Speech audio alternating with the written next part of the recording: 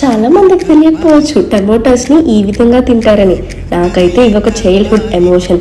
వీటిని టమాటా కప్ బజ్జీ అని కూడా అంటారు. ఇది సేమ్ అన్ని బజ్జీలాగే చేస్తారు, దీనికంటే సపరేట్ రెసిపీ ఏం లేదు. నేనైతే మా అక్క హెల్ప్ తీసుకొని చేసేస్తున్నా. అలా చిటికేస్తే రెడీ అయిపోయే ట్రాన్సిషన్స్ కావాలంట మా అక్కకి. నూనె వేడయ్యాక ఇలా 2-3 బజ్జీలను తీసుకొని నూనెలో వేయాలి. ఇలా కెమెరాని ముందుకి వెనక్కి జూమ్ చేసుకుంటూ ఉంటే బజ్జీలు వేడి వేడిగా రెడీ అయిపోతాయి. ఈ రెసిపీ చిన్నప్పుడు బజ్జీ బండి అంకుల్ ఇన్స్పిరేషన్. అసలు ఎప్పుడు బండి వచ్చినా పరిగెత్తుకుంటూ వెళ్ళి తినేసేవాళ్ళం నేను మా అక్క.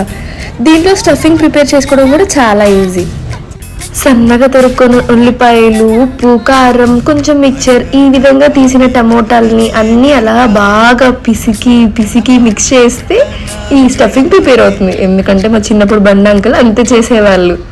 లాస్ట్లో కొంచెం నిమ్మకాయ పిండి వేసుకొని నోట్లో అలా పెట్టేసుకుంటే అద్రిపోతుంది.